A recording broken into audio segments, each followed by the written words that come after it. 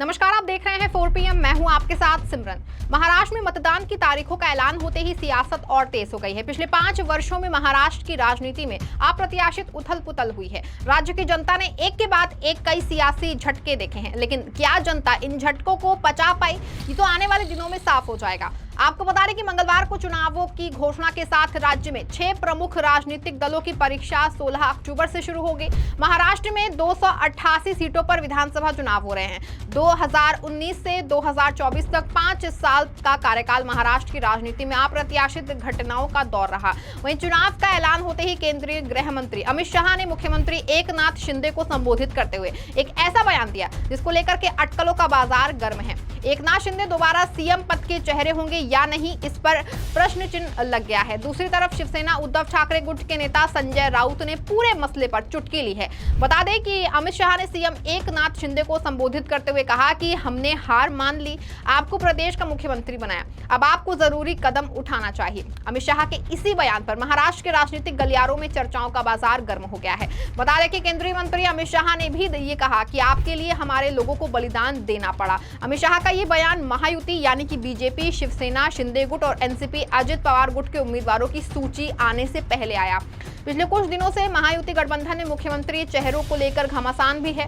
केंद्रीय मंत्री अमित शाह महाराष्ट्र विधानसभा चुनाव को देखते हुए अपने गठबंधन के नेताओं के साथ लगातार अहम बैठकें कर रहे हैं। जानकारी के मुताबिक इसी बैठक के दौरान अमित शाह ने ये बयान दिया है। वहीं अमित शाह के इस बयान के आने के बाद शिवसेना उद्धव ठाकरे गुट के नेता संजय राउत ने तंज कसा है और उन्होंने कहा कि बीजेपी ने कोई बलिदान नहीं दिया है। अमित शाह महाराष्ट्र से बदला लेना चाहते थे, उनका मकसद शिवसेना को तोड़ना था। ये महाराष्ट्र के स्वाभिमान पर प्रहार था। संजय राउत ने हमला बोलता हुआ कहा कि बीजेपी नेताओं को त्याग और बलिदान शब्द पसंद नहीं, ऐसा कहना उन शब्दों का अपमान है।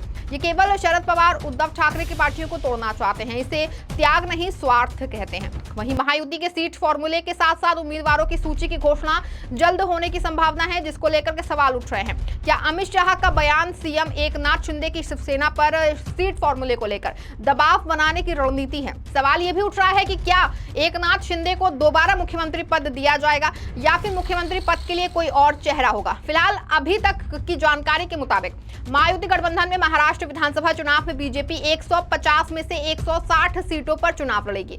शिवसेना शिंदे गुट को 70 सीटें मिलने की संभावना है, जबकि अजित पवार के एनसीपी को 50 सीटें मिलने का अनुमान है। हालांकि इन आंकड़ों पर आधिकारिक मुहर लगाना अभी बाकी है। आपको बता दें कि वर्तमान समय में महाराष्ट्र विधानसभा में शिवसेना शिंदे गुट के पास 40 विधायक हैं, बीजेपी के पास 130 विधायक हैं, एनसीपी के अजित पवार गुट के पास 40 विधायक हैं। दूसरी ओर महाविकास अघाड़ी में एनसीपी के शरद पवार गुट के पास 13 विधायक, शिवसेना के उद्धव ठाकरे गुट के साथ 15 विधायक और कांग्रेस के 43 विधायक हैं। इसके अलावा राज्य में बहुजन विकास अघाड़ी के 3, समाजवादी पार्टी के 2, ऑल इंडिया मजलिस इत्तेहादुल मुस्लिमीन के 2, प्रहार जनशक्ति 2, एमएनएस के 1, कम्युनिस्ट पार्टी ऑफ इंडिया 1, शेकाम 1, स्वाभिमानी पार्टी 1, राष्ट्रीय समाज पार्टी 1, महाराष्ट्र जनसुराज शक्ति पार्टी के 1, क्रांतिकारी शेतकारी पार्टी के 1 और निर्दलीय 13 विधायक हैं। बता दें कि 2019 का विधानसभा चुनाव शिवसेना और बीजेपी के गठबंधन ने मिलकर लड़ा था। दूसरी ओर कांग्रेस के एनसीपी गठबंधन ने भी साथ मिलकर चुनाव लड़ा था।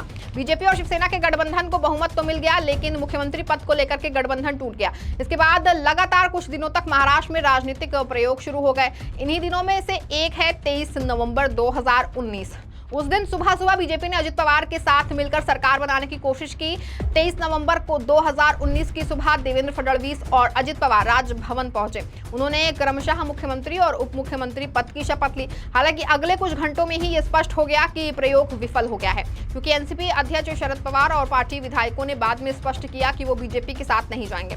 इसके बाद शिवसेना, कांग्रेस और एनसीपी साथ आए और महाविकास अघाड़ी का गठन किया। इन दलों ने एक न्यूनतम साझा कार्यक्रम बनाया और 28 नवंबर 2019 को शिवसेना प्रमुख उद्धव ठाकरे ने मुख्यमंत्री पद की शपथ ली। इसके बाद करीब 2.5 साल तक राज्य में महाविकास अघाड़ी की सरकार रही। इस बीच मार्च 2020 से 2022 तक पूरी दुनिया में कोरोना संकट रहा। उस समय तत्कालीन ठाकरे सरकार के प्रशासनिक कौशल की परीक्षा हुई थी। वहीं कोविड की लहर कम हुई और एक बार फिर महाराष्ट्र में तीसरा राजनीतिक प्रयोग किया गया। 20 जून 2022 को एकनाथ शिंदे, जो महाविकास अघाड़ी में शहरी विकास मंत्री थे, कुछ शिवसेना विधायकों के साथ गायब हो गए और सीधे सूरत के लिए रवाना हो गए। जाहिर तौर पर शिवसेना के 40 विधायकों और लगभग 10 निर्दलीय विधायकों ने एकनाथ शिंदे पर समर्थन किया था। इस बीच तत्कालीन मुख्यमंत्री उद्धव ठाकरे ने मुख्यमंत्री पद से इस्तीफा दे दिया और 30 जून 2022 को राज्य में फिर से शिवसेना और बीजेपी की गठबंधन सरकार बनी और एकनाथ शिंदे ने मुख्यमंत्री पद की शपथ ली। वहीं इस तारीख तक राज्य में 3 सरकारें बन चुकी थीं, लेकिन सियासी सर्कस यही नहीं रुका, बल्कि इसके बाद शिवसेना में बागी गुट ने पार्टी के चुनाव चिन्ह पर दावा ठोक दिया। चुनाव आयोग ने एकनाथ शिंदे की शिवसेना को पार्टी का नाम और चुनाव चिन्ह जो है वो दे दिया। वहीं दूसरी ओर विधायकों की अयोग्यता का मामला अभी भी सुप्रीम कोर्ट, विधानसभा अध्यक्ष और फिर सुप्रीम कोर्ट में लंबित है। वहीं 2 जुलाई 2023 को एनसीपी नेता और शरद पवार के भतीजे अजित पवार पार्टी के 9 सदस्यों के साथ राजभवन पहुंचे और गठबंधन सरकार में उप मुख्यमंत्री पद की शपथ ली। इसके बाद अजित पवार ने भी एकनाथ शिंदे के नक्शे कदम पर चलते हुए एनसीपी पार्टी पर दावा किया था और घोषणा की कि वो पार्टी के राष्ट्रीय अध्यक्ष हैं। चुनाव आयोग ने शिवसेना की तरह अजित पवार को भी पार्टी का नाम और चुनाव चिन्ह दे दिया। वहीं विधानसभा चुनाव की तारीखों के ऐलान के बाद से सियासत गर्मा गई और इस बार भाजपा शिंदे जो है की कुर्सी पर हाथ साफ करने वाली है, ऐसा अमित शाह के बयान से साफ अंदाजा लगाया जा सकता है। आपको बता दें कि राज्यों में लगातार पार्टी और नेताओं को तोड़ने वाली बीजेपी कभी भी किसी की मददगार नहीं हो सकती। बीजेपी अपने स्वार्थ सिद्धि और चुनाव जीतने के लिए किसी भी स्तर पर जाके गिर सकती है।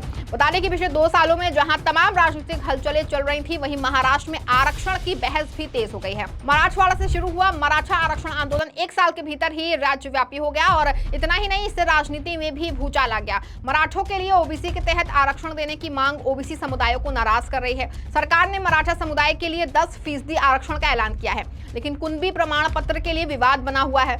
ओबीसी नेताओं और समाज ने इस मांग का विरोध किया है। वहीं लक्ष्मण हाके, मंत्री छगन भुजबल समेत कई ओबीसी नेताओं के आक्रामक रूप जो है वो देखते हुए मराठा समुदाय के लोगों को अलग से आरक्षण का ऐलान किया गया। जानकारी के अनुसार ओबीसी समुदाय को लग रहा था कि कहीं सरकार उनके आरक्षण में मराठाओं को हिस्सेदारी न दे दे, लेकिन सरकार ने मराठों के लिए अलग से आरक्षण का ऐलान किया। इसका असर जो है वो हाल ही में हुए लोकसभा के नतीजों में भी देखने को मिला। आपको बता दें कि मराठा और ओबीसी समुदायों को साथ साथ धनगर समुदाय को आदिवासी दर्जा देकर आरक्षण देने की मांग एक बार फिर उठी है। दूसरी ओर आदिवासी समुदाय ने धनगर समुदाय को एसटी वर्ग से आरक्षण देने का विरोध किया। इस मुद्दे पर डिप्टी स्पीकर नरहरि जिरवाल समेत 13 विधायकों ने मंत्रालय की 3री मंजिल से छलांग लगा दी थी। दूसरी ओर मराठा आरक्षण आंदोलन को नेतृत्व देने वाले मनोज जारंगी पाटिल ने भी अपना राजनीतिक रुख साफ किया है।